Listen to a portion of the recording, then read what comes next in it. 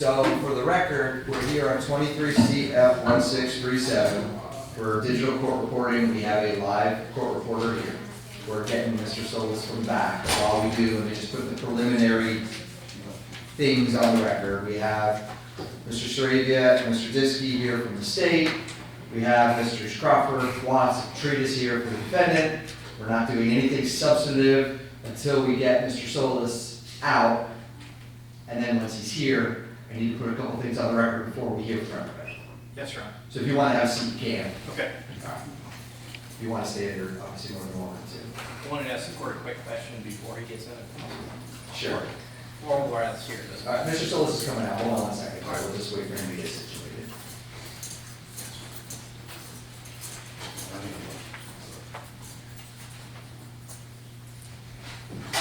All right, so Mr. Solis is here. Mr. Crawford, go ahead with your question. Judge, very briefly, if we were, I realize the court is triple booked. I respect the court's time. However, if we get done with the motions in a reasonable time, could we get a little clarification on Your Honor's jury selection process that was in the order? Yes. Thank you, Your Honor. All right. So, for backstory, we're here. This hearing today was set by order that I entered on November 8th, which I believe was after our last hearing on other motions. And what I did was to make sure that we were staying current with everything, to make sure that nothing got lost, and to make sure that we were ensuring that Mr. Solis had all of the issues that he wanted to have heard litigated prior to his trial. I basically been leapfrogging us and set a deadline for notices of hearing, and said that everything prior to that date that was properly noticed, we would address today. Anything that was filed prior to that date that was not noticed was deemed as waived without prejudice, so that our record stayed clean and clear, and everybody knew that we were addressing everything that needed to be addressed. Trial is not set until August 22nd, so we still have, August 25th, so we still have plenty of time. We already have an Arthur hearing set regarding Mr. Solis' pretrial detention. I didn't write down the date, but that's coming up, I think, next month. 3/14. March 14th. All right, so a month and a half. Now, we have motions from both sides that were noticed for today.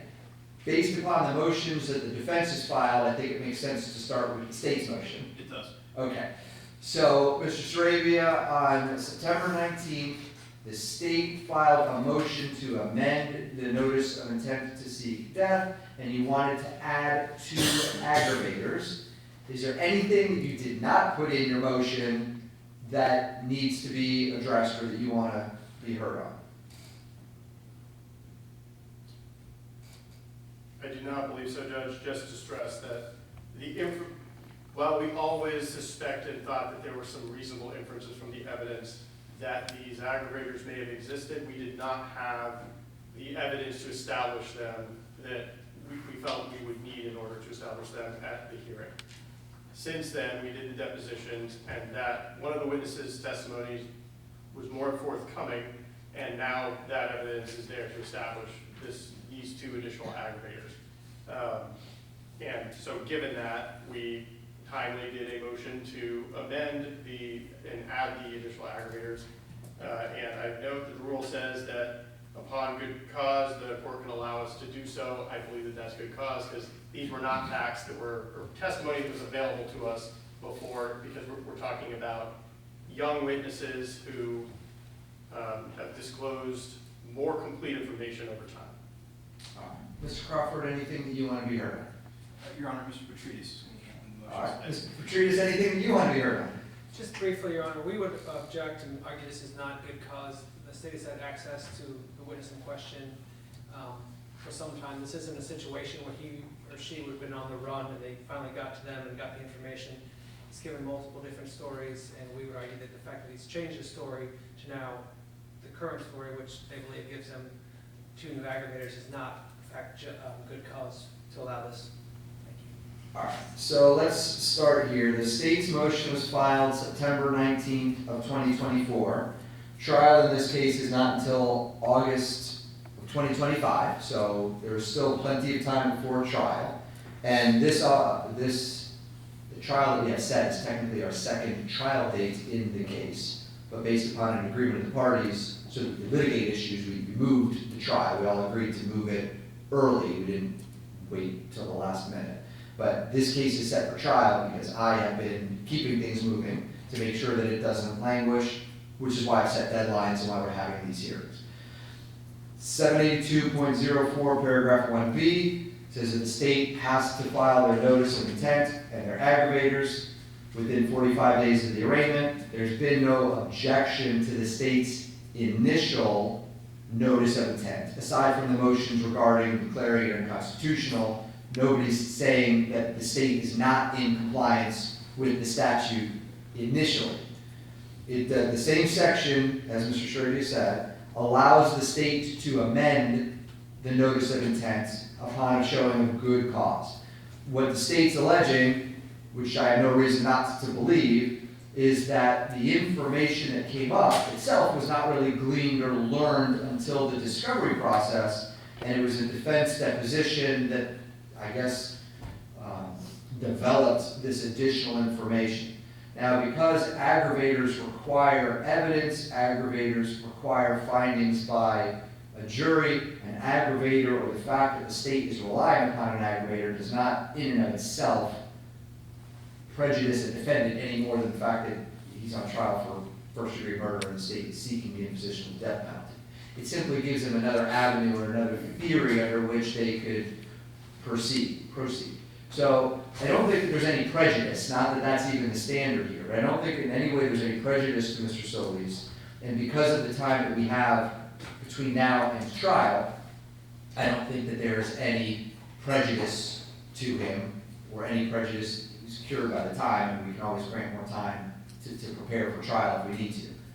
I'm not making my finding based upon a prejudice standard, however. I'm making my finding based upon, or my ruling based upon a finding that the state has set forth what I consider to be good cause, that they learned this additional information during discovery, and because the statute allows me to grant their request upon showing a good cause, I will grant the state's request. I will allow them to file an amended notice of intent to seek death with all of the statutory aggravators upon which they want to rely, meaning the ones that they have already filed and the two new ones, but obviously they are more than welcome to drop any of those off if they want to.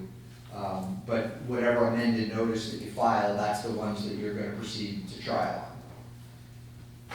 Judge, it would be my intention to file an amended notice with all of them listed in the next couple of days. I was going to give Based you, on court ruling. yeah, I was going to say, give you 2 weeks from Friday. That should be enough time. Is that enough time for you? Yes, thank you. All right, so I'll say by the end of business on February 14th to file that. Okay, so that takes care of the state's properly noticed motion. Although I say properly noticed, I'm going to put that in quotes because this applies equally to both parties, so I don't want anybody to think I'm kicking on one side or the other. My order regarding the notice specifically asked you all to please include the date of the item that you're noticing to make sure we're referring to the state one, or the correct one, because the defense filed 1, 2, 3, 4, 5, 6, 7, 8 motions that they noticed for hearing today, and I had to sort through to figure out which is which. Understood. That's okay. It's not faulting anybody. That's what I did. So I figured Mr. Crawford will just take them one at a time in the order that you noticed them, which is almost the order that they appear in the docket, just to make sure that we don't miss anything. Does that sound like a plan? It does, Your Honor. All right. So the first one that you noticed was a motion to compel the victim impact witnesses and written statements. It's docketed on September 20th. It's the first item docketed that day. And if I understand everything correctly, you want the state to both disclose any victim impact witnesses that they intend to rely upon, have those statements reduced to writing, and then have a hearing sometime before the trial to determine the admissibility. Is that right? Correct. Anything that you want to say or add that's not in the written motion? Just briefly, Your Honor. Mr. Petrie, sure. Just like we said in there, we believe that that statute about victim impact can be difficult to interpret, and what we're trying to avoid is objections during the trial itself of victim impact statements. And so we might not need a hearing in front of you, depending on what's in the statements, but we'd like the statements to be done so that we can see who's on the victim impact witnesses, what they're going to say in general, and then, if need be, have the hearing prior to the trial and outside the presence of a jury. So we don't have to, as you're well aware, and the state is, this could be very emotional statements, and we don't want to have to object if it's not absolutely necessary. So that's what we're trying to avoid here. All right. Mr. Strady, anything you want to be heard on, you or Mr. Diskey want to be heard on this one? Judge, I would just note, one, Ms. Cook, who's president of the courtroom and has been present at all hearings, is definitely going to give impact evidence. We have been in discussions with other witnesses, and the defense has been aware of this, about whether they will want to or not, and I don't believe that they will at this point. However, we're giving them the opportunity that as time develops and as perhaps bigger the case, they may want to, and there's one additional witness that I need to make contact with, but it is the next of kin's right, the victim, the people who are affected by this' right to do so. I think it would be burdensome on them to do that well in advance of trial. They're asking for it before jury selection. We don't even know yet if the defendant will be found guilty in theory before then, and to force them to reduce to writing something that emotional without, and perhaps never even get to the point where they're going to use it, I think would be unduly burdensome. All that said, discussions with Mrs. Cook, I think we will get to a point where she will probably reduce what she's going to say to writing so that we can avoid any surprises during the sentencing portion of the trial itself. But I would note that this is not an issue that I expect would affect at all the guilt phase of the trial. All right. On the one hand, I don't think it's overly burdensome, an overly burdensome ask to know who the victim impact witnesses will be. The flip side of that is, I can't stop somebody if they want to, if they have a statutory right to appear and be heard. I can't stop them from coming to speak.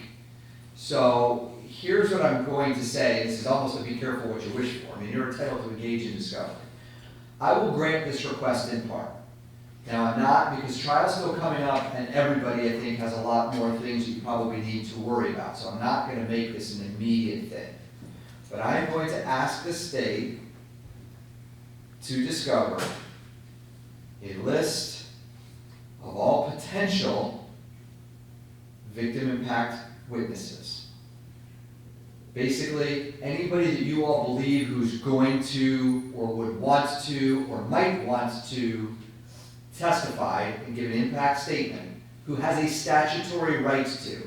I mean, we're not calling, the dog walker down the street just because if they don't have a right to be heard.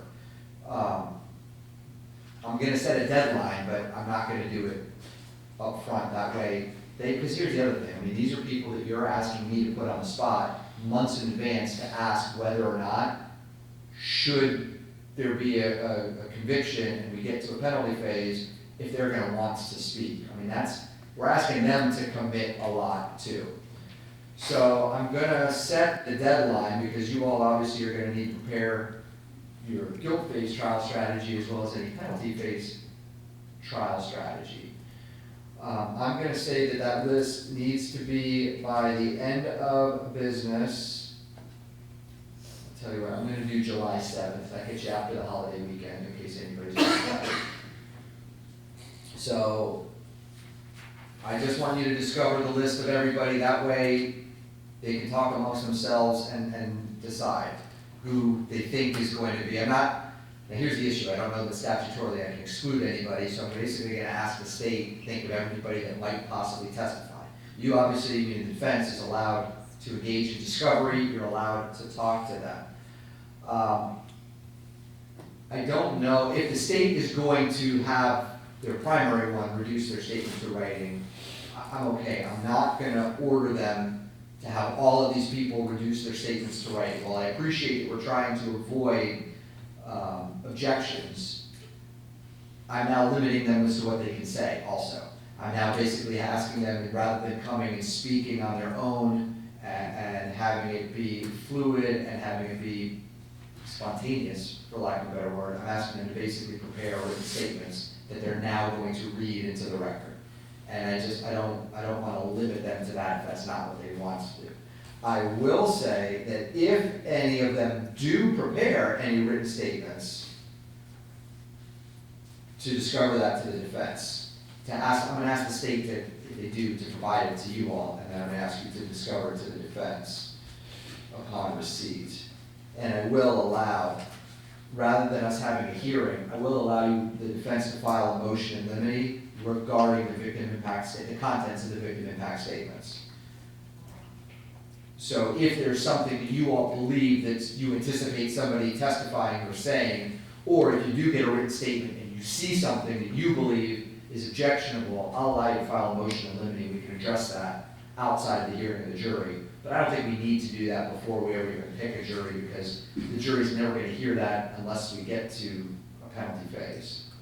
But one clarification I'd ask for, Judge, if we receive it and it's a draft, because sometimes we will work with the next of kin to discuss like, hey, we don't think this should be in there, that's really not what the statement is for.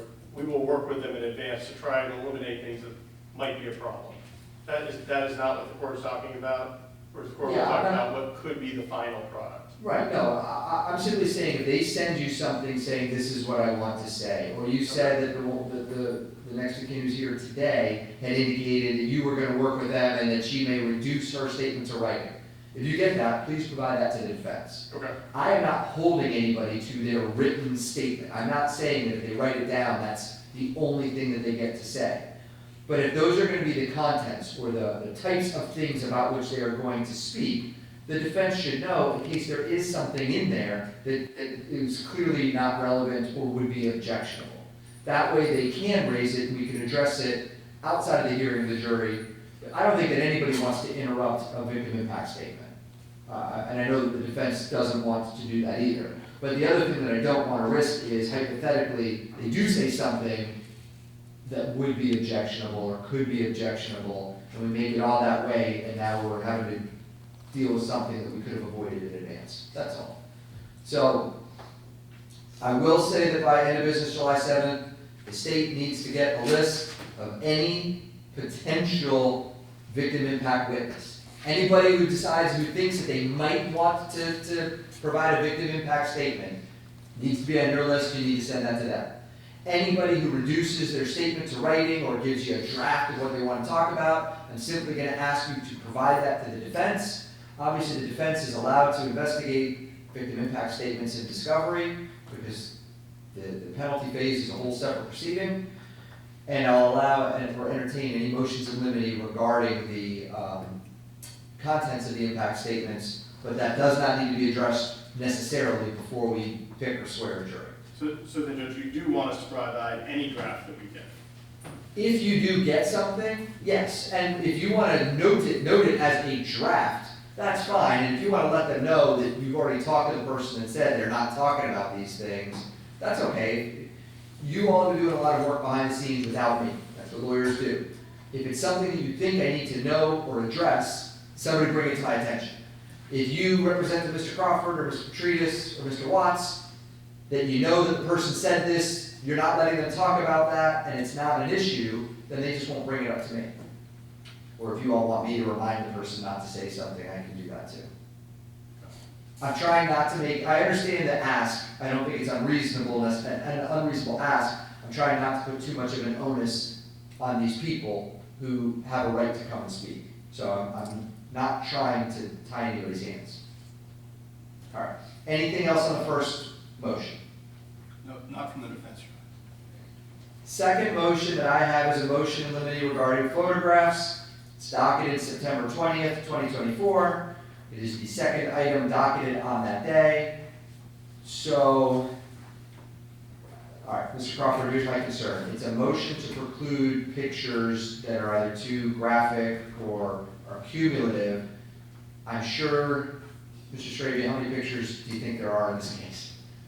I think we sent them per your orders, a list which has the exact number. Probably a couple, at least a couple thousand. Yeah, I think It it's over. says 4,600. That's fine. We've got over 4,000 photos. Here's my concern with that, with addressing this one right now, Mr. Crawford. I'll give you a chance to be heard. Are there specific, if there were specific ones that you wanted to address, we absolutely could. But my concern is the fact that it's kind of vague right now. So go ahead. So, Your Honor, to kind of, not to interrupt, but I did speak with the state earlier today regarding this motion. Here's what we would propose, which might answer the court's questions. Clearly, based on the nature of the crime and the crimes that are in the indictment, there's going to be some very graphic photographs that the state is going to present, both through the medical examiner, the blood spatter expert, potentially the lead detective. We've got an Arthur hearing that's set, obviously, for March. So it's my understanding that the state is going through a lot of those photographs right now. What I would suggest is that both the state and the defense meet once they have their final list of photographs. Then maybe we can have a hearing about 2 weeks before trial where we could put our specific objections to those photographs. The court can review, look at those photographs, make specific rulings for the record. That way everything's properly preserved. Mr. Schrader, before I hear from you, I'm just going to let you know this was my thoughts on the issue were along those lines, but obviously I'm not making a ruling. My thought was that I'll have you all exchange witness and exhibit lists prior to trial. I'll have the state include in that the specific numbers of exhibit or photographs that it's their intent to introduce. And then I'll let you file an objection listing out the specific ones and why. And obviously if the state agrees and decides not to, it's moot. And if not, then I can make a pre-trial evidentiary ruling, for lack of a better word, on whether it's, I mean, there's limited reasons why I can exclude photographs. Either it's cumulative, it's not relevant, or if it's unnecessarily graphic. Like everybody just said, clearly there's going to be some graphic photos that are inherent just in the nature of the allegations here. But Mr. Schrader, your thoughts? Yeah, and Judge, my immediate thoughts are the motion's too broad. I can't respond to it. I don't know what photographs he's talking about, so you should deny it. That said, absent a judicial ruling, Mr. Crawford is right. We've conversed. I have every intention of trying to limit nobody wants to see more photographs in this case than they have to, myself included. And we're going to pick photographs that we feel are relevant, that the relevance outweighs any prejudice, and that is important to make sure the jury understands why our case is proven. And so we're going to be coming up with those in advance. If what I've done on some cases similar to this, where there are those issues, specifically medical examiner photos, we may go over that with you in advance, and I don't have a problem doing that. The March hearing, we're probably going to admit a number of photos, which may give the court some idea of what we're intending to present. All that said, depending on how the defense responds, depending on what issues come up in trial, may make other photos more relevant, may make certain photos that we did not initially intend to admit now important, and we don't know. But I would ask the court to not give us a blanket ruling of any case that's going to say no more photographs. And I think it's incumbent on the court to take the photographs as they come, keeping in mind that all of us are going to be trying to do the same thing, which is give Mr. Solis a fair trial that there's no problem with in the future, and that the evidence is fair and appropriate under the code of evidence. So, again, all that said, Mr. Diskey and I intend to be very prepared so that Mr. Crawford knows exactly what we're going to do. Out of those 4,000 something photographs, we're going to pick out the ones that we feel like we need to give the jury an idea of the location, the situation, the events that transpired, and the injuries and so forth that occurred that prove the crimes, not just count one, but also count two. So we will be trying to be prudent with the ones that we pick, and pick only the ones that we need and a minimal amount of the ones that are out there. And again, it's my intention to make Mr. Crawford aware of all of those that we intend in advance. But I don't want to be held to that because I don't know what's going to happen as this plays out. All right. To avoid issues, I'm not worried about anything that comes up at the Arthur hearing. The Arthur hearing is just me. I mean, there's fewer objections that we're concerned about prejudice and a jury. The exclusion of photographs in a case like this usually has to do with the jury. We don't want to inflame them. We don't want to make them unnecessarily sick. We don't want to add cumulative evidence, et cetera, et cetera. The Arthur hearing, you present whatever you present. If there's a legal objection, obviously I can consider it, but there's no jury. I understand the concern. Let me back up. As I said, I think the motion is a little bit vague because you're not specifically objecting to any photographs in particular. You're just saying you basically want to hold the state's feet to the state of the law, which is my obligation. You've made a preemptive objection. Now, having said that, again, to try to make sure that we have an efficient trial and a clean trial, for lack of a better word, I don't think it's an unreasonable ask. Mr. Sarabia's trial is set to begin August 25th, which is a Monday. I know that generally speaking, you don't finalize things until the last minute. I mean, that's every lawyer. But big picture, probably by a couple of weeks before the trial, you should have an idea of what it is you're intending to introduce. That is the goal. It's hopefully going to be a lot earlier, because again, we're hoping to use the bond motion as a dry run for photographs and things like that. Okay. So here's what I'm going to say. I'm going to ask the state, or direct the state, to provide an anticipated exhibit list. Anticipated, I'm emphasizing that. That means I'm not holding you to it. But based upon your trial prep, what you reasonably believe you intend to rely upon or seek to introduce at trial, including photographs with the numbers. I'm going to ask you to have that by the end of business, August 15th. That way, Mr. Crawford still has a couple of weeks to review it. If there's something that he believes is either cumulative or objectionable, we can address it sometime before we get to that point with the jury.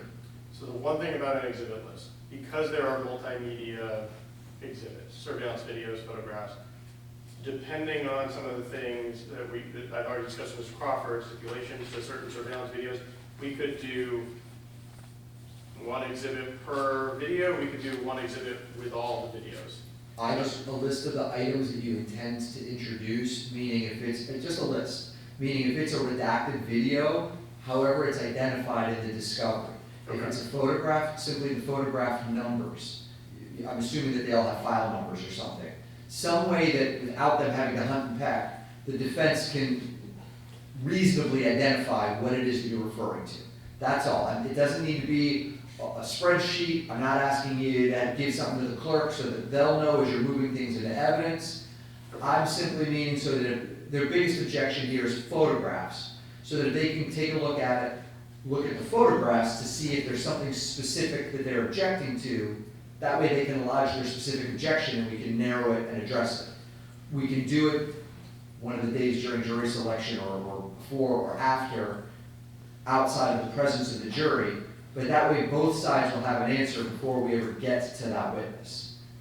Again, there's only a limited number of reasons why they could object to it, and Mr. Crawford might look at the photos that you're seeking to introduce and not have any objection to them, and then it's not an issue.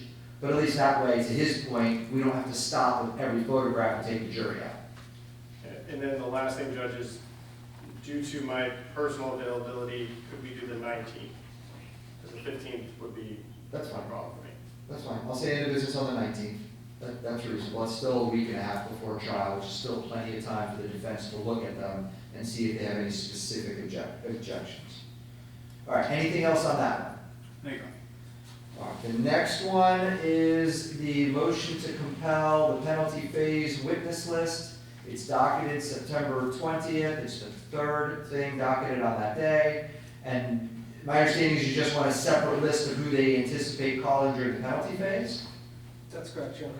We provided a list, we would just like a list so we can fully prepare. Mr. Sarabian, does the state have a? Judge, the witnesses that we intend to call for the penalty phase are all included in the witness list. at this time. And I've been very forthcoming. And as Your Honor knows, this will depend if the court does exclude some portion of testimony during the guilt phase. I may need to call that witness back for the penalty phase, where if the court doesn't, then I don't. So it depends a little bit on what's presented in the guilt phase, because that will limit the number of witnesses I have to produce in the penalty phase. That said, there are some witnesses that only pertain to the penalty phase, and I've already made defense aware, and that's the witnesses regarding Mr. Solis' prior stabbing conviction from Indiana, where he stabbed somebody in much the same manner as he did in this case. We have elected thus far not to pursue that as Williams' rule or to pursue it in the guilt phase. Those witnesses pertain to the penalty phase. Other than that, I'm not aware of any witnesses that uniquely pertain to the penalty phase that don't also pertain to the guilt phase, and we might, again, depending on what the presentation ends up being in the guilt phase or what the court's rulings are on certain evidence, and just to give you an example, the court might say the photographs from the medical examiner are not relevant for the guilt phase. However, then when we got to prove certain things in the penalty phase, they might become relevant, and now we got to call that witness in. And yeah, it's just an example. Let me ask you this. I'm not trying to hype the ball on this. I've been very, very open. Almost all the things, all the aggravators, and now the new ones that the court has granted motion for, they're all inherent in what the guilt-based presentation would be, other than the prior conviction. And those are the witnesses, I think there's 5 or 6 of them from Indiana, the corrections officers and the victim. Again, we've had these conversations, so I don't think, I'm not aware of any rule that required me to do this. Let me ask you this, did you, when you provided your witness list, did you differentiate between A, B, and C witnesses? I don't believe so. They're all category A because all the witnesses I added have some potential to be called and depending on what they do. There's a lot of them that might be negative evidence that we probably won't need depending on what the defense does. But they all have information in some sense. And this is not, there's not a big mystery here, I guess is the bottom line. All right. Anything else that the defense wants to be heard on? Your Honor, one of the things that we've been very, very clear on, and we've listed, we've specifically delineated which are penalty phase witnesses that we intend on calling. The concern that I have here on compelling, especially the penalty phase witness list, is that the state intends to call any experts. We've already listed all our experts, provided all the reports. What I don't want to do is be in a situation where we're a week or 2 before trial and then we get an expert listed right before the trial. So that's the concern that I have about the penalty phase witness list. Also, if the state is intending to call some people who reside in Indiana, especially the alleged victim of the previous stabbing, he's going to have to be transported down here from Indiana and housed at the Paso County Jail. I just ask that if that is going to be done, that it be done in a reasonable amount of time before trial so we can properly take that witness's deposition, which we're entitled to do under the statutes. Well, under the rules you are, but under the rules, if you want to take your depo, you actually have to go where they are, so you have the right to travel. I mean, I understand you're court appointed, you have to get approval. It's a death penalty case, I can't imagine them not approving it, but technically you need to go and post them in the county where they are, or the state where they are. Still, if they're going to call a witness, he has to be live and be transported down here from Indiana. You can't be done remotely, especially in the penalty phase of a death penalty case. Right. I got that. I mean, here's my concern. Mr. Sir, again, I don't think it's an unreasonable ask. Now, the experts we'll talk about in just a second, because did I not set deadlines? You did. If I could respond to that. They provided us some experts, and we do intend to do depositions, but whether, we may decide to get an expert, but they won't be able to deal with Mr. Solis until we're past the guilt phase, to begin to interview him and things of that nature, if we do it. Thus far, we haven't listed anybody. So right now, there is no expert for the penalty phase. If that happens, then we will let them know. And if there's going to be an expert that we're going to use for the penalty phase, I will let them know that it's for the penalty phase. Right now, we have Anna Cox listed as an expert. We intend to call her in the guilt phase, but we may also call her in the penalty phase if something doesn't come out in the guilt phase that we feel we need for the penalty phase. So She doesn't pertain to one or the other. If this is just about mental health doctors, head doctors, if we list them, we will let him know. We will delineate that they are exclusively for the penalty phase. Yeah, I've got a few concerns. Go ahead, you can have a seat. Number one, I don't think it's an unreasonable ask, but like Mr. Sarabia said, if I grant a contemporaneous objection, or if there's a motion in limine, or there's something that's not relevant, and the jury doesn't hear it in the guilt phase, but it then becomes relevant in the penalty phase, I don't want to stop them or preclude them from doing that. And we're not going to have any way of knowing what that's going to be unless I either A, start making a whole bunch of pretrial evidentiary rulings, or B, we get into the trial. Two, regarding the experts, I'm really not as concerned because I thought that I put deadlines on that. So that should fix that. Three, regarding the transport of the witness from Indiana, again, not stopping you from taking the deposition. I understand it would be easier to do it here, but we don't transport people simply so we can depose them. If he's here and you all can, absolutely. But if you want to, there's still plenty of time for it to warm up in Indiana if you all need to make a trip. And I say that jokingly, but I mean to ask for the money and to be able to travel. The last thing is, and this is, I like to plan for all possibilities here. If for some reason there's a delay between the guilt and the penalty phase, like what Mr. Sarabia said, if there's an expert that's all of a sudden going to talk to the defendant, he doesn't get to do that until after there's a conviction. Or if for some reason this jury is not the same jury that hears the penalty phase, for whatever reason. I don't want to limit the state because we don't know what evidence the jury is going to hear. So there's no requirement to specifically delineate a penalty phase witness. I mean, it's not necessarily a bad idea that they do that, but they provided a witness list. The rules of discovery still apply. Because what Mr. Sarabia said, that some of this may depend upon the evidence that's actually presented to the jury and what isn't, and what becomes relevant or becomes necessary for them to present the penalty phase, I don't want to say that they can't call somebody. If I did anything, what I would be inclined to do is ask the state to provide you with a preliminary anticipatory witness list. But again, that would be kind of like the photographs. I'm not holding them to it, just as their trial strategy is at whatever time, 2 weeks before the trial, with the understanding that that could completely change given whatever occurs at trial. And that's all we're asking for. All right, I don't think that that in and of itself is an unreasonable ask. So I'll do the same deadline, not end of business, what did I say, August 19th.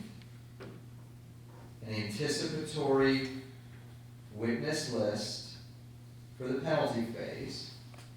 And again, if you believe, Mr. Sarabia, that you're going to be recalling or calling the same ones, that's fine, you're allowed to include it. What I don't want is a list of 200 Category A witnesses, and I'm not going to hold you to it. I'm not saying that you can't call anybody that's not on the list, but just those that you reasonably anticipate calling.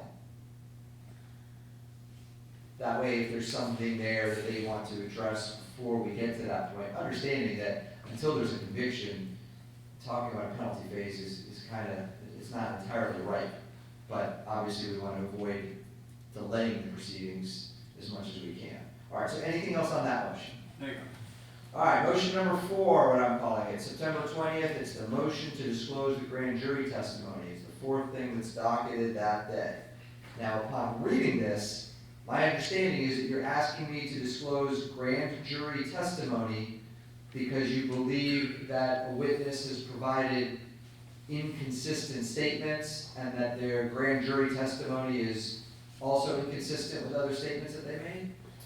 We don't know if the grand jury testimony is inconsistent. We have well-founded belief that it very well could be based on the fact that he's given multiple different statements to law enforcement at the deposition. And we would be amenable to a review of Your Honor to decide if he didn't give testimony, then that would be the end of it. If he did, then Your Honor could determine if there was inconsistent statements. We believe that the secrecy rules have been, he's a listed witness now, Your Honor. from the state. There's no, the rules of secrecy have been, have been accomplished in this case. So, and the justice, we would argue, demands that if he's given inconsistent statements, we are given those statements, so we can use those at trial if need be. So this it's just one witness, is that correct? Your Honor, this is a narrowly tailored request for one witness. There was according to the state's theory of the case and the discovery, there's only one other witness who was in the residence when this purportedly occurred. It's a minor, and he has given at least, I want to say, 6 different versions of the story. Hence the state's need to amend their aggravator list, which came forward with the last deposition. Each time he's talked to by law enforcement, the defense, or even the state, more evidence comes to light. And it's not just inconsistent evidence, it's more and more evidence as it keeps coming forward. All we're asking the court to do is under a limited, the statute allows the court in its discretion, and the statute specifically allows to ascertain whether or not a witness's statements are consistent with testimony. Which, let me just stop you there for just a second, because you're almost about to make my point for me. This witness has given inconsistent statements already. Correct, multiple. So you already have inconsistent statements if the intent is to impeach the witness in front of the jury. Correct. You have no idea what he said at the grand jury, or whether or not he even talked about this issue. I don't even know if he testified in the grand jury. So Understand. The whole motion can be moved. We're getting ahead of ourselves, because technically all the grand jury proceedings are secret, and I'm not at that point of putting the state on the spot just yet. But my question to you is, if the point is that this witness gave inconsistent statements, and you know that he gave inconsistent statements, then you already have those inconsistent statements that you can impeach the witness in front of the jury, correct? Correct, I do. The purpose of unsealing the grand jury testimony, you want me to do an in-camera review to see what, if anything, he said about those issues, or I guess everything. Correct. So you can then see if you have another inconsistent statement that you can impeach him with. Precisely. But you already have an inconsistent statement, and the purpose of an inconsistent statement is impeachment, and you can already impeach the witness in front of the jury. So my question to you is, because of the secrecy surrounding a grand jury, why is it that I should unseal grand jury testimony so that you have one more thing to impeach somebody in front of a jury? Because Mr. Solis has a Sixth Amendment and Article 1, Section 16 Amendment under the Florida Constitution to impeach all witnesses against him. But you just acknowledged that you already can impeach him. Remember, the impeachment is not the contents of the prior statement. The impeachment is the acknowledgement in front of the jury that he said something that's different, which it sounds like you already have. We do. The foundational requirements for the court to do that have been met because we've demonstrated that he's done that. All we're asking the court to do is the limited in-camera review of one witness, and he could have said things on other issues we don't even know about before the grand jury. So we're asking the court for a limited inquiry on that basis. All right. Mr. Schrager, let me just pause my discussion with Mr. Crawford for a second. This witness that we're talking about, you're familiar with who it is? Yes, I can provide the court with a lot of information. Are they going to testify at trials? It's the state's intention to call him as a witness? Yes. Okay. Go ahead before I ask you any questions about the grand jury. So there's something you think I need to know? Sure. And the witness that we're talking about, last name escapes me, Evan, was 9 years old at the time that this offense occurred. And he testified, he was interviewed by law enforcement that's documented what his statements are. I believe there was even a video interview of this witness back close in time when the offense occurred. So roughly April, maybe into May of 2023. Those statements are documented. Mr. Crawford has access to them. They are what they are. He then testified at deposition. This actually plays somewhat into the motion you heard earlier. He testified at deposition on August 14th, I believe, of 2024. And he said the same things that he had said back when. So same statements, no difference. Then a deposition only 2 or 3 witnesses later, we learned that he may have made different statements to that witness. And we heard about those statements, and we had the detective, we investigated with the witness, with Evan, who I think now might be 11, hey, tell us about the situation, and he then disclosed different statements that were more in line with what the other witness at deposition had told us. And that was, again, it's laid out in the motion that I ran in front of the court.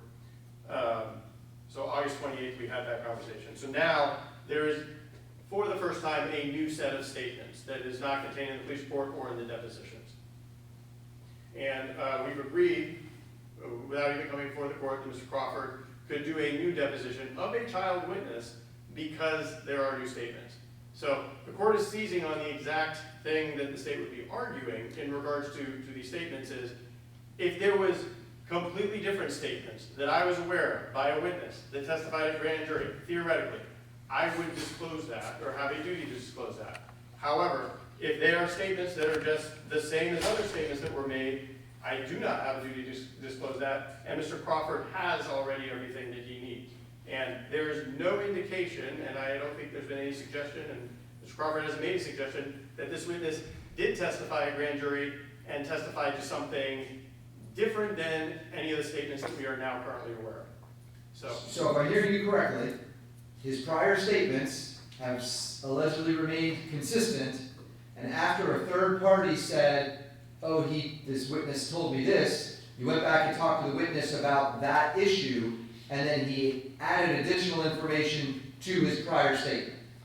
And there was a little bit of change, but yes, he was more forthcoming with the events that transpired that led to Mr. Cook's death. Was the little bit of change anything material, or? Absolutely. Okay, well, that's a different story. If the change is material, then that's, all right, so let me start here for just a second. The statute that allows me to review grand jury testimony is 905.27. Paragraph 1, they set forth a few different conditions or times when grand jury testimony can be unsealed. One is whether or not to see if the testimony is consistent with testimony before the court. Now, I suppose that could be a deposition, but that implies that there's already been testimony before a court, separate and apart from the grand jury. Grand jury's not before a court, it's before a grand jury. The court's not involved other than signing the true bill. But I suppose that could apply. B, to determine whether the person is guilty of perjury. Now, it doesn't sound like, well, here's the thing. If the witness was asked a question in front of the grand jury and said something, and then later on asked the same question and said something different, that could be perjury. That could also be perjury before the grand jury. But based upon Mr. Sarabia's representations, it doesn't sound like it's at the degree of perjury. It sounds like the witness is just, and I'm not saying what I'm about to say to suggest that he's embellishing, but it sounds like the witness is just adding more to the story. So I suspect when there is a second deposition taken by Mr. Crawford, that the first deposition and the second deposition will be able to be compared, and at that point, it would be easier for the court to understand, like without laying out all the testimony, it would be difficult for the court to understand. Because again, we are talking with a witness who was 9 and was then 11 in August of last year. He might maybe 12 now, but I think he's still 11. Hold on a second. The last basis that I can disclose grand jury testimony is the furthering of justice or the public interest. And I don't know based upon what I've heard that we're there yet. And I do have case law for the court, which I suspect the court is already aware of since the court has been more or less in line with that, but I would say Brookings v. State, 495 Southern 2nd, 135. And in particular, the court says, but we find here, as we did in Jen, that appellant's counsel, through cross-examination at trial of both Lowry and Nelms, was able to direct the jury's attention to any purported inconsistencies between the witness's trial testimony and their prior depositions and other testimony. thus obviating any need for resort to the grand jury testimony. And I'd also cite Evans v. State. Your Honor, can we have copies of the case law the state's relying upon? I have a copy of Brookings. Sure. He's paraphrasing what I've basically been, or I should say, I'm paraphrasing what he is basically saying. But I'll let Mr. Sergio, let you put the rest of your cases on the record. Evans v. State, which is 808 Southern 2nd 92, specifically page 102. It says the same thing, I think cites Brookings. And that's a Florida Supreme Court case. And then Gosiminsky, which I'm going to spell Gosciminski versus State, which is 132 Southern 3rd, 678, 2013, Supreme Court of Florida case. And again, Judge, the issue that I think the defense runs up against here, in addition to all the others that the public policy behind not unsealing grand jury testimony, is they have statements in position A. And however different statements may now be in position B, they can impeach the witness with the statements from position A, which were consistent across position A, and there's no indication that they changed or would have changed if the witness did in fact testify at grand jury. And if there was, hypothetically, a position C, a grand jury testimony where this witness testified that was different than either of the statements, that would be something that we would have to disclose and we would disclose. Well, here's what we're gonna do. Not, so we don't belabor the point. On this one, I'm denying it without prejudice. I will allow you to redepose the witness on this issue. Now, depending upon what the witness says, if you think that it is still necessary, you can always refile the motion, and then I can consider it. And in that circumstance, what I may be inclined to do, I'm obviously not making a ruling in advance, is review the grand jury, the testimony in camera with the depositions, because again, there's two different things, okay? An impeachment is simply, you kept somebody saying something different, but it has to be something that's material.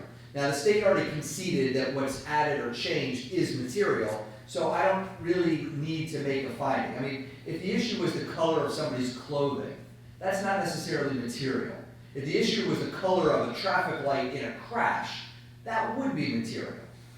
If it's just ancillary details that would be collateral to the primary issue, meaning, you get the witness and they say something, and you admit that they said something different previously, but it's impeachment on a collateral issue. The case law even says that you don't get to impeach on collateral issues. I'm not making a finding of materiality now, I'm just kind of talking out loud. But the issue is if you can already either A, impeach the witness, or B, show in front of the jury that the witness's statements have changed or evolved. You have whatever they said to the cops, which presumably occurred before the grand jury. You have whatever they said later on, or in a different interview. You have the depo, you're gonna have a second depo. You have this third-party witness. If the witness acknowledges that they gave prior statements, then they have been impeached, and you have impeached them in front of the jury. The fact that they may have said something that was consistent with what they told the cops, but inconsistent with what, or changed, or not the same as what they told in their second depo, I don't know that you get any more mileage or any more entitlement to it. Hold on 1 second. The other thing is, I forgot the other thing. So go ahead, Mr. Carpenter, I'm thinking about the other thing. Your Honor, I just want to make the record clear that the state basically said that, look, he changed one thing, or a couple of important things. I would beg to differ with that interpretation. You have a minor who was originally interviewed with law enforcement who said he really didn't hear anything, he was playing a video game in another room, okay? That's what he said to the law enforcement when they initially investigated. In fact, during his first statement to law enforcement, the lead detective, and the mother of the child said, tell the truth. to be detected. And later on, he said something different. Well, Yes? but just to make the record clear, he went from saying, I didn't see anything, to saying details how the murder happened over 5 or 6 statements. And you get to bring that up in front of the jury, so you can already impeach the witness in front of the jury.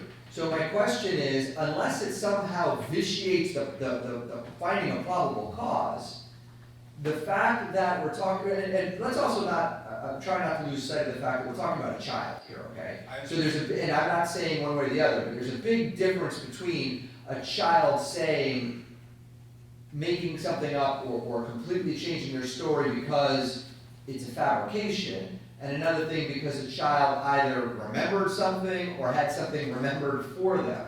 But you will still be allowed to explore all of that in front of the jury. Now, I'm going to pause for just a second and say that obviously nobody knows what was said in front of the grand jury. Mr. Sarabia has just represented that if he believed that this was perjured testimony, he would let you know, probably not call this witness or address this in some other way. I'm not suggesting, Mr. Crawford, based upon your facial expression, that you should rely on the representation from the state, okay? But we started this, I think it was Mr. Petridis, who said you really don't know whether or not he did perjure himself or said something different in front of the grand jury, you just want to see. So again, I understand we can start with it in camera and it's me, but this is not a case where the witness said something to the grand jury and then completely changes their story later. This is a story, there may be different testimony, but you already have them impeached. Now, again, I don't know whether or not there's an explanation. I don't know if this child gave a reason or a basis for it. The added information, I don't know because I don't have the benefit of the deposition transcript. I didn't review that before this hearing. But what I'm saying is, based upon, if the reason is so you can impeach him in front of the jury at trial, you've already got that. And I don't know that we need to disclose grand jury testimony just so that you can find an additional reason or basis to impeach them. I mean, presumably this child or this witness is going to acknowledge that, yes, they told the cops that they didn't hear anything because they were playing video games initially. If not, that's a different story. So I don't want to keep talking in circles. I'm denying it without prejudice. Yes, sir. I'll let you redepose the child, the witness. After that deposition, if you think it is still necessary, I'll let you refile the motion and I can readdress it then. Yes, sir. All right. Fifth motion is, this one is filed October 22nd. It's a motion to declare the cold calculating and the CCP. I took my shorthand. And it was unconstitutional. The first one that's filed October 22nd. Now, I just granted that, so this was a preemptive motion. Fair to say? I'm sorry. You all filed this one in anticipation, just in case I Yes. granted? Okay. So it's now ripe, because it wasn't ripe before. Just history of the case. My August 19th, 2024 order, we addressed similar motions, and I denied the defendant's request to declare 921.141 paragraph 8, 921.141 paragraph, I think it was G6G and H, 6B, and 6A unconstitutional. You're now requesting me to find 6I unconstitutional, and it seems like it's basically the same grounds and the same argument, but now that 6I is on the table, you're moving to have that one declared unconstitutional for the same basis. It's similar basis, Judge, a little more specific only due to, like you said, CC, cold calculated and premeditated. So I won't just rehash what's in the motion because it's a well-written motion, but just, obviously there's a heightened standard due process for death penalty case, and the argument here is that CCP is vague, that it's not a proper statutory construction the way it's being implemented, it's not a strict construction, and it was initially written for execution-style killings, and now it's no longer even close to that. It's used for everything. It doesn't have a narrowing function, which is supposed to be the function for death penalty cases. And so based on that, we believe it violates Article 1, Section 9, 16, 7, 21, 22, and the U.S. Constitution's 5, 6, 8, and 14. All right. And do you have, aside from what you put in your motion, do you have any controlling authority that says, or that would extend to this specific factor as it's currently written, that it is unconstitutional? Nothing outside of what we put in the motion, Your Honor. Okay.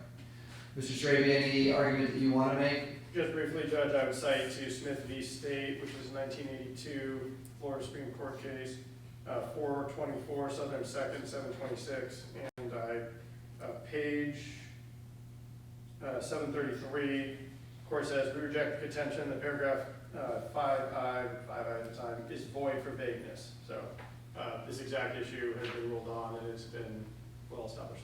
Yeah, I'm going to make the same ruling that I made in my August 19th order after that hearing, that I'm unaware of any controlling authority. I don't think that it is vague, while I think the term that we use is super due process. You know, he's entitled to every opportunity, but I think that the statute, I believe the statute as written is legally sufficient, and I don't think that there's any authority that says, I'm aware of, outside of the argument that you're making in your motion, that it is unconstitutional or it is vague, and I don't believe that it is. So for item 5, I'm going to deny that. Then we've got what I have as 6, which I think is the third thing that was filed on October 22nd. It was the motion to declare, I think this is 6D, unconstitutional. Same issue as before, it wasn't right. I allowed the state to add that as an aggravator. You're now moving to have it declared unconstitutional. Anything you want to say or add that you didn't just argue for the last one or at our last hearing in August? Very briefly, Your Honor, just that an auto aggravator doesn't limit, in fact, it expands. We actually argue that felony murder doesn't necessarily need the premeditation, which again should be a factor, an important factor in determining death. And based on that, and what's in the motion, we believe this violates the 5th, 6th, 8th, and 14th U.S. amendments in Article 1, Sections 9, 16, 17, 21, and 22. All right. Anything that the state wants to be heard? Judge, I would just cite to this exact issue was dealt with in Menendez v. State, which is a 1982 case, 419 Southern 2nd, 312, and specifically end of page 314, beginning of 315. The court details his argument and says, we reject these arguments as being without merit. And then again, Clark v. State, 443, Southern 2nd, 973, which is also a Supreme Court Florida case, 1983. And again, right at the end of the case, page 978, the court says, we have considered, again, summarizing the same argument that the defense has set out in the motion. We have considered and rejected arguments substantially the same as these in Menendez and White, and constitutional attacks are no more persuasive in conjunction with the facts of the Clark's case. So this issue is also well settled and against them. Could you read that last sentence for the court reporter? I think she had a hard time hearing it. Just the last sentence of the case. The constitutional attacks are no more persuasive in conjunction with the facts of Clark's case. All right. Same ruling. I reviewed the case law. I haven't found anything that's controlling. I read the statute. I don't think that it's vague or impermissible. I don't believe that it's unconstitutional. So I'm going to deny this one as well. All right. Then the last one that we have, which is the motion to declare the death penalty unconstitutional and a motion in limine to preclude the minimization of the jury roll. Now, this was filed on October 22nd, but I think it's actually the second thing that's filed that day, or at least that's the way that it's docketed. Now, I previously addressed the constitutionality of Florida's death penalty scheme. This seems a little bit different, and if I'm reading the motion correctly, it seems that the issue is that you take issue with the fact that the jury only makes a recommendation, and it's the judge who imposes the final sentence. Is that? It's similar to that, in the same vein, but it's that the jury is told essentially that if they make a life recommendation, it's final. If they make a death recommendation, that the court, which can overturn that and give a life. So basically taking it's not a final recommendation, it's minimizing what their job is there to do, so it's making it less important for them to find, they're not as worried about imposing the death penalty, because they believe that the court is the last step, so it's minimizing their burden, what they're supposed to do, and we believe that that is unconstitutional. We would like the court to have a motion to limine on that subject, to tell them that their role is not minimized, and if they seek death, that they should be prepared that death will be given. So if I hear what you're saying, what the objection is that me as the judge tells the jury the state of the law in the state of Florida, that if you recommend life, I impose life. If you recommend death, I get to decide, and I can impose death or overrule you and impose life, because you believe that that somehow will, in the jury's mind, I guess, negates their, because they know that no matter what they do, I get the final say? Yes, Your Honor, it's more of a, it's Caldwell versus Mississippi, which is 472 U.S. 320, which basically says that it's a United States Supreme Court decision which says that the state or the government cannot minimize their role as sentencers when it comes to the death penalty. And so basically, if you just tell the jury, oh, your death recommendation is just a recommendation, that minimizes their role, as opposed to saying, hey, if you recommend life, I have to impose life. If you tell them, this is just a recommendation to the court, that minimizes their role and how serious their role is. But, well, let me back up for a second. You're not objecting to the hybrid format that we have, meaning they make the decision and I impose the sentence. Are you? No. Okay, because there's case law that says, and for the record, it's Grimm, G-R-I-M, versus Secretary, Florida Department of Corrections. It's actually a 11th Circuit case. It's 705 Federal 3rd 1284. The gist of it, that one says that the hybrid model is okay. So my question then becomes, my follow-up question is, if you're okay with the hybrid model, you're not okay with me telling the jury that we have a hybrid model. No. My problem is telling the jury who ultimately does make the determination of life or death, that what they decide is merely just a recommendation. Because in their minds, that leaves them, it's not as serious of a decision as it really should be. Right, so your objection is not with the hybrid system, your objection is with me telling the jury that we have a hybrid system. That's not what I'm saying at all, Judge. So I might be, then I don't think I'm understanding this one, and I'm trying to understand. What I hear you saying is, because I tell the jury that if they recommend death, I still get to decide what the sentence is, that I'm somehow, quote, and I'm putting air quotes, that I'm minimizing their decision because I can overrule their decision. If the jury is told that the decision, again, the Caldwell case basically says that both the state specifically cannot minimize the jury's role in making a life or death decision. Our objection to this is by merely calling it a recommendation that undermines the importance of the jury's role in sentencing. So the issue is with the semantics that I'm using. So Yes. if I take away the word quote unquote recommendation, Correct. and I simply tell the jury, ladies and gentlemen, at the end of, and I'm paraphrasing, at the end of this phase, you're going to go in the back, you're going to deliberate, you're going to render a verdict, and if you make a find, we're going to give them a verdict form and they're going to check a box. If you find that the defendant should be put to death, or if you find that the defendant should serve the rest of his natural life in prison, then I will impose a life sentence. If you find that the defendant should be put to death, then I get to decide whether he should be put to death or whether he should serve life in prison. And I take out the word quote unquote recommendation. No, that makes it worse. But my point is, and this is what I'm trying to get to. I think I understand what you're saying. We in the state of Florida have a quote unquote hybrid system for capital punishment. Correct. the jury does make only a recommendation. Well, that's not entirely true. If they recommend life, that's it, right? I mean, I can't Correct. overrule that. So it's not so much a recommendation, but if they recommend death, then I get to decide. Now, please keep in mind, even though a jury's not told, if I impose death, and I know you all know this, what's the next hearing that we would have after I impose death? Spencer here. We have a Spencer here, where you get to present additional mitigation, and then I get to decide whether or not I'm actually going to impose life or death.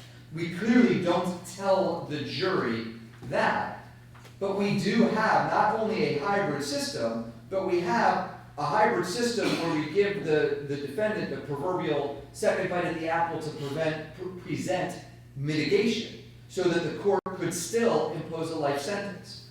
So what it seems to me is that the issue is, by actually telling the jury the state of the law, you are of the opinion that we are somehow minimizing the decision that they make, because we tell them that regardless of what they decide, the ultimate decision is mine. Right. Got Exactly. it. Mr. Shrabia, anything that the state wants to say on this one? You don't have to, I'm just giving you a Well, chance. I would just say, Mr. Petridis kept using the words minimize, but then accurately describing the system in the state of Florida, which is not minimizing, that is describing. Minimizing, in the Caldwell case, I was just looking at, because I've read this case a while ago, I believe that in that case, the prosecutor specifically said something to the effect of, if you make a decision, don't worry, the appellate court can just fix it, kind of implying that, you know, it's not final when it wasn't an accurate statement of the law there, or it did minimize the import of their decision. But the fact that, and in terms of this argument, the defense, as written, they're asking for a couple different things. And one is to declare the statute unconstitutional because the statute minimizes the role, which I think it actually elevates the role from the previous system that we had, because if the jury decides life, then it's life. There's no minimization of that role. So I think that the motion as written should be denied. In terms of the motion in limine, the state has no intention of minimizing the jury's role, but I think that the jury should not be lied to about what the state of the law is and what their role in the process is, in an attempt to aggrandize their role. So, as Mr. Petridis described it, which I think we all agree is their role, if they make a decision and they decide life, then it's life, that's the end of it, if ands or buts. If they decide death, then the court then has to make a ruling, life or death, which is an accurate statement. I don't think that that's wrong, and I think it is a way that the process should be done. I think the jury needs to know that. Otherwise, we're not accurately describing it. There's no minimization that's occurring. Minimization would be if we told them, your decision here doesn't matter at all. And it's harder to do that now because of the current scheme that we are in. All right, so let's start here. I understand the argument, and I think that, and I know, Mr. Crawford, I wasn't trying to box you in, but ultimately the issue is with the word, with semantics, with the word quote-unquote recommendation. But I don't think there's any way to articulate it or to change it, to take out the word recommendation to fix or cure the issue that you see. Well, hold on a second, because jury instructions that are given to a jury have to be an accurate statement of the law, and they have to not be confusing. Now, a long time ago, the powers that be decided that we should tell a jury that even if they do make a recommendation of death or vote for death, that ultimately the final decision rests with the trial court. We tell them in every other case that's non-capital, we read to the jury a standard instruction that says they shouldn't consider the sentence because sentencing is up to the judge. In fact, I think we even tell them that in voir dire. If we don't, it's not a standard instruction, we read it to them, but it's in one of the standard jury instructions in 3. I don't remember if it's rules for deliberation or weighing the evidence. It's one of those. Anyway, so the standard instruction, and I'm looking at it now, it's 3.12e is the quote-unquote jury verdict form for the penalty phase. So the standard verdict form says, We, the jury, have unanimously found the state proved one or more aggravating factors. Each of us has considered whether one or more mitigating circumstances exist. Each of us has weighed whether the proven aggravating factors are sufficient and whether the proven aggravating factors outweigh any proven mitigating circumstances. We have further considered whether the defendant should be sentenced to life in prison without the possibility of parole or death. That's their options for the verdict form. Now, the fact that we might tell them that we have a hybrid system, in my opinion, is an accurate statement of the law. It's akin, in my opinion, I'm not saying it's equal, but similar to us reminding juries that they shouldn't consider a defendant's right to remain silent as any kind of admission or acknowledgement of guilt, because it's a fundamental constitutional right. We tell them all kinds of other things that normally would have nothing to do with anything, to make sure that they know. But it shouldn't weigh into their decision. If it does, then that's up to each individual juror. But I don't see the issue, and I don't believe that it is quote-unquote minimizing the jury's role by simply telling them that you're going to make a verdict and it's life imprisonment or it's death. And if it's death, I get to have the final say on whether it's death or life. The standard instruction, as it's read, says that recommendation has to be given great weight by the trial court. The point of the motion is so the state doesn't just argue to the jury, this is just a recommendation.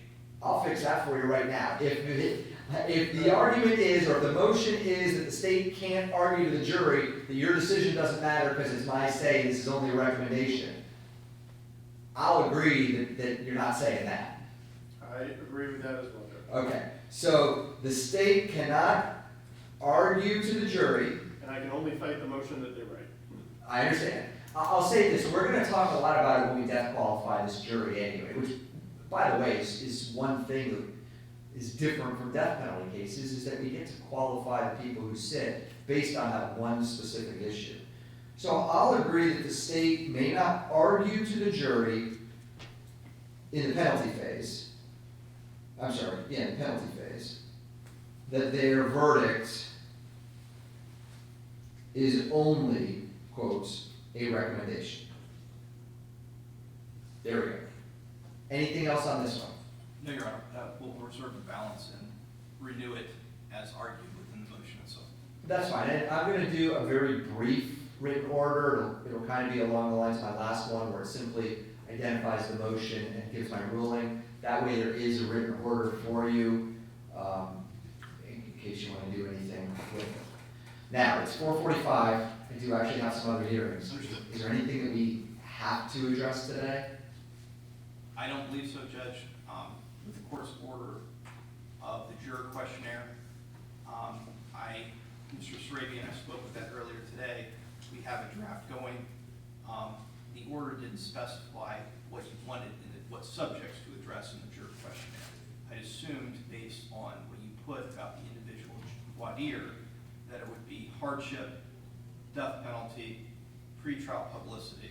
Those are the three things. I put some extra things in there in case we want to put those in to help the jury selection process, but I wanted to see if that's what the court wanted in the agreed upon jury questionnaire, which we're working on. Yeah, those are my intentions, the big ones. I have to find my order. I don't remember when I wrote that one. Was that one in? It was an omnibus order that the court issued on August the 19th, Yeah. 2024. There's a lot of stuff in the docket. There is. All right.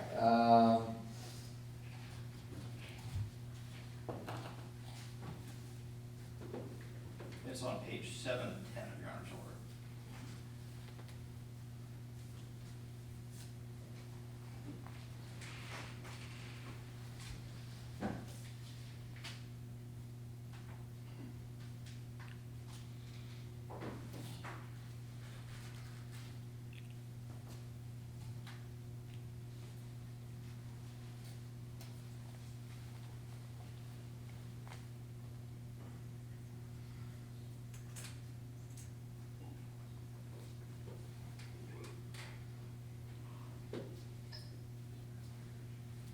think that we were gonna just do the big ones in the questionnaire, because that, we were gonna break them down into groups.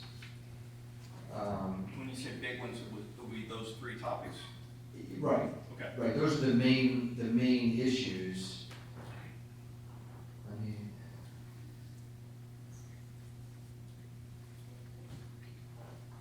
And the small groups are paragraph C, which is on page 7 of 10, it's the last. yeah, That's I like- thought that I wrote something. The problem with these omnibus orders is I have to go through the whole thing.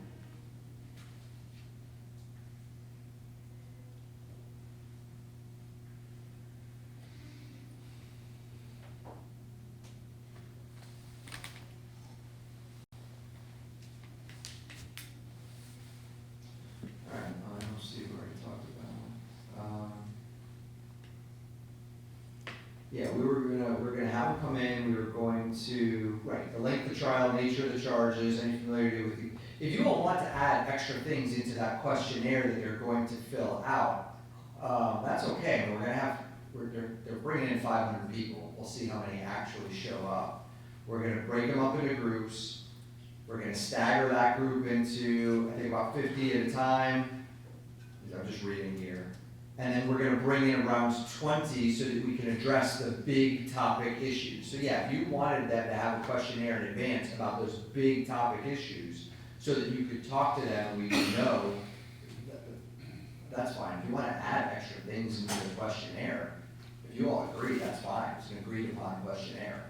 And can we have that questionnaire filled out before we question them in the, In here? yes? That's the plan, I Okay, think. great. Okay. Mr. Strebe, anything else on behalf of the state? Mr. Solis, anything you think I need to know or address today? No, sir. All right, the next time we're gonna have you in front of me is gonna be for your Arthur hearing, that's in March, it's about 6 weeks. Well, calendar page, but obviously if something comes up, your lawyers know how to get in touch with me, and we'll bring you back.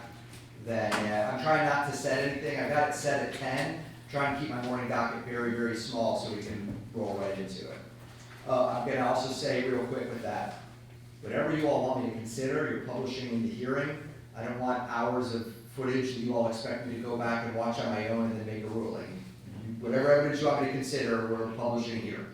Yes, sir. Okay. All right, thank you, everybody.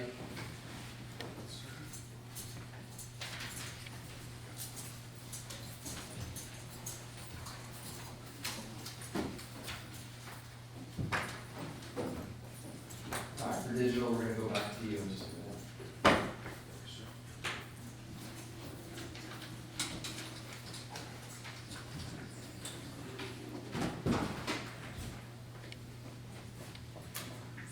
All right, so I'll let you all,